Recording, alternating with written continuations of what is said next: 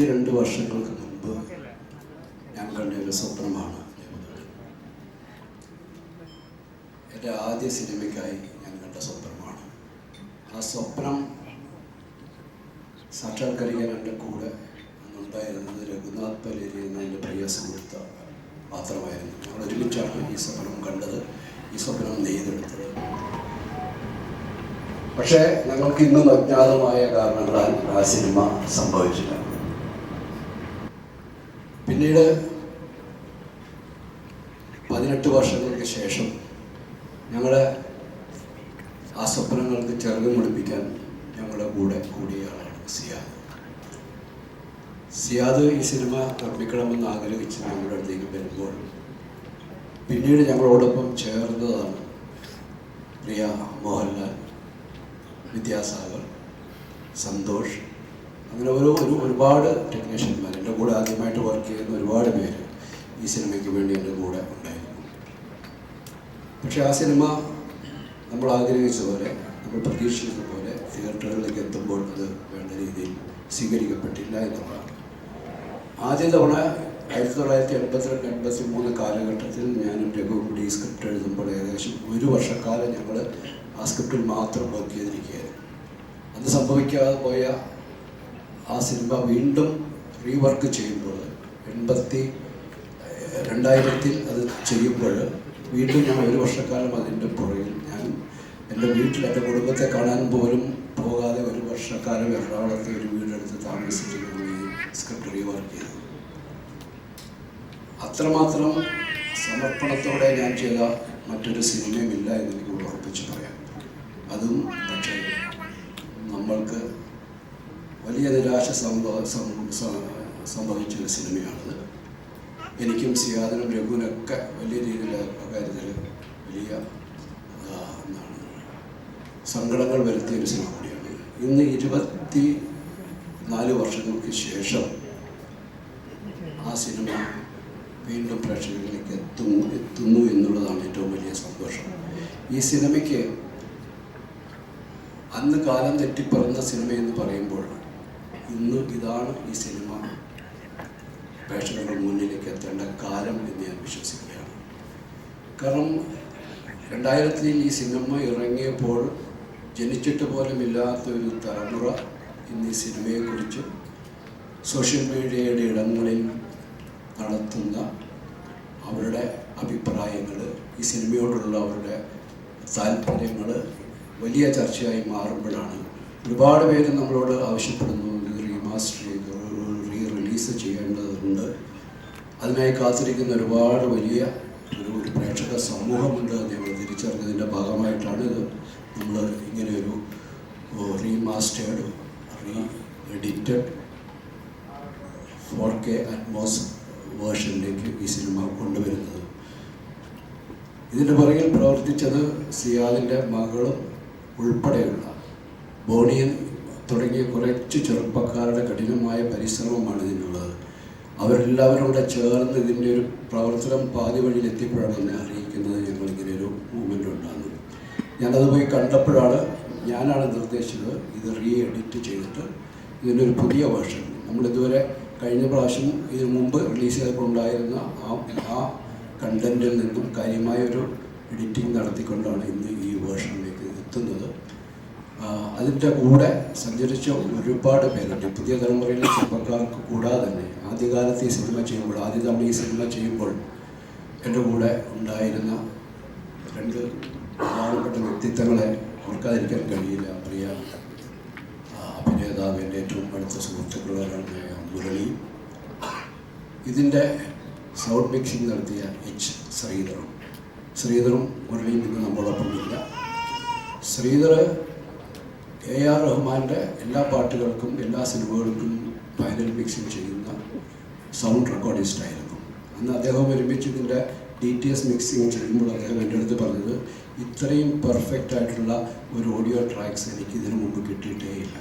അതുകൊണ്ട് രാവും പകലും ഉറക്കം ഒഴിച്ചിരുന്ന് അദ്ദേഹം ഇതിൻ്റെ മിക്സിംഗ് ചെയ്തു. പക്ഷേ നമ്മളുടെ തിയേറ്ററുകളിൽ അന്ന് എല്ലാ വ്യാപകമായിട്ട് DTS സംവിധാനം ഇല്ലാത്തത് കൊണ്ട് എല്ലാ പ്രേക്ഷകർക്കും അത് അതിൻ്റെ പരിപൂർണമായ ഒരു ആസ്വാദന സാഹചര്യം ഇല്ലാതെ പോയി എന്നുള്ളതാണ് സംഭവിച്ച മറ്റൊരു സങ്കടം.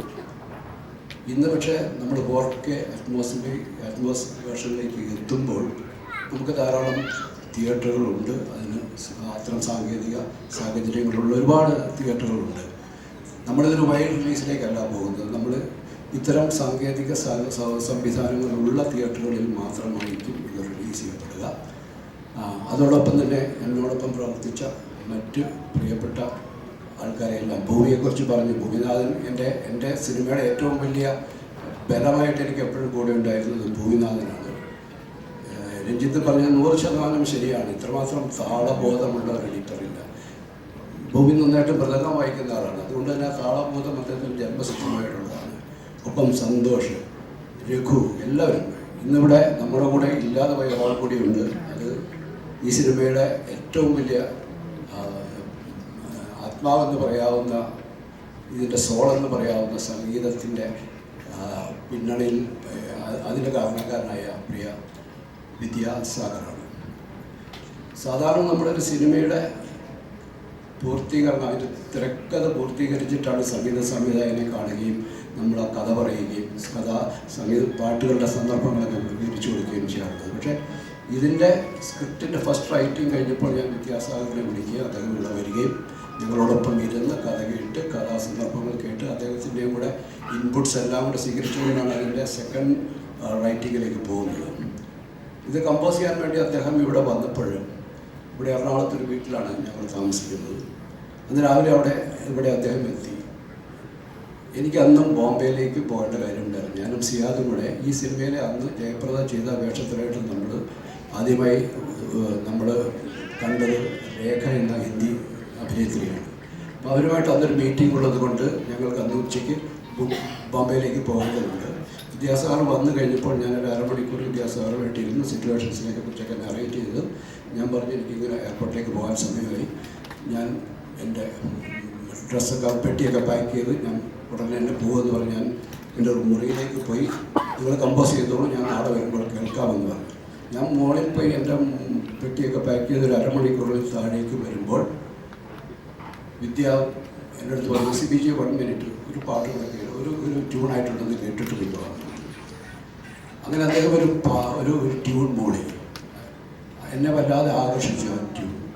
അപ്പോൾ തന്നെ തിരുമേനി പറഞ്ഞു, ഞാനൊരു 4 വരി എഴുതിയിട്ടുണ്ടെന്ന് പറഞ്ഞു. അങ്ങനെ തിരുമേനിയും വിദ്യാസാഗറും കൂടെ ആദ്യത്തെ കമ്പോസ് ചെയ്ത പാട്ടിൻ്റെ ആദ്യത്തെ 4 വരികൾ പാടി കേൾപ്പിച്ചു. അതാണ് കരടയെ ജയപിടിച്ചാൽ എന്ന പാട്ട്. ഒരു നിമിഷ നേരം കൊണ്ട് ഇത് സൃഷ്ടിക്കുകയാണ്. പിന്നീട് എന്തൊരോ മഹാനുഭാവനം എന്ന് പറയുന്ന പാട്ട് വിദ്യാസാഗർ തന്നെ എൻ്റെ അടുത്ത് പറഞ്ഞത് 1 മാസക്കാലം അദ്ദേഹം അതിൻ്റെ നൊട്ടേഷൻസ് എഴുതുവാൻ വേണ്ടി മാത്രം, അതിൻ്റെ കമ്പോസിഷൻ്റെ ഡീറ്റെയിൽഡായിട്ടുള്ള അതിൻ്റെ എല്ലാ പണികളും എടുക്കാൻ അദ്ദേഹത്തിന് 1 മാസത്തോളം വേണ്ടു. അതിനുശേഷമാണ് അത് റെക്കോർഡിങ്ങിലേക്ക് പോയത്. അങ്ങനെ സംഗീതത്തിൻ്റെ ഏറ്റവും ഈ സിനിമ സംഗീതത്തിൻ്റെ ആത്മാവ് പൂർണ്ണമായിട്ട് നിറഞ്ഞു നിൽക്കുന്ന ഒരു കഥയാണ്, ഒരു സിനിമയാണിത്. അത് സാധ്യമായത് വിദ്യാസാഗർ എന്ന് പറയുന്ന മാന്ത്രികനായ സംഗീതത്തിലൂടെയാണ്. അതിന് ഏറ്റവും ഉചിതമായ വരികൾ എഴുതുന്ന പ്രിയ തിരുമേനിയാണ്. എല്ലാവരെയും സ്നേഹത്തോടെ ഞാൻ ഈ അവസരത്തിൽ ഓർക്കുകയാണ്. ഒപ്പം ഈ സിനിമയെ ഒരു വലിയ ഒരു പ്രോജക്റ്റാക്കി മാറ്റാൻ കാരണം മോഹൻലാൽ എന്ന് പറയുന്ന മലയാളത്തിൻ്റെ ഏറ്റവും പ്രിയപ്പെട്ട അഭിനേതാവാണ്. അദ്ദേഹത്തിൻ്റെ സാന്നിധ്യം തന്നെയാണ് ഈ സിനിമയുടെ ഏറ്റവും വലിയ ശക്തിയും ബലവുമായി തീർന്നത്. വീണ്ടും ഈ 24 വർഷങ്ങൾക്ക് ശേഷം ഈ പുതിയ വേർഷൻ്റെ ട്രെയിലർ വാങ്ങിനായിട്ട് അദ്ദേഹം നമ്മളോടൊപ്പം ഇവിടെ എത്തിയതിൽ അദ്ദേഹത്തോടുള്ള എൻ്റെ സ്നേഹവും നന്ദിയും അറിയിക്കുന്നു. എല്ലാവരെയും ഞാൻ തിയേറ്ററുകളിലേക്ക് ഈ റിലീസ് ചെയ്യുന്ന ദിവസം അത് താമസിയാതെ അനൗൺസ് ചെയ്യുന്ന ഡേറ്റ് എല്ലാവരെയും ഞാൻ തിയേറ്ററുകളിലേക്ക് ക്ഷണിക്കുകയാണ്. ഞാൻ ഉറപ്പ് നൽകുന്നു, നിങ്ങൾക്ക് ഇതുവരെ അനുഭവിച്ചിട്ടില്ലാത്ത, മലയാള സിനിമയിൽ നിന്നും ഇതുവരെ അനുഭവിച്ചിട്ടില്ലാത്ത ഒരു ദൃശ്യശ്രാവ്യ അനുഭവമായിരിക്കും ദേവദൂതൻ ഈ remastered, re edited new version. എല്ലാവർക്കും എൻ്റെ സ്നേഹം, നന്ദി.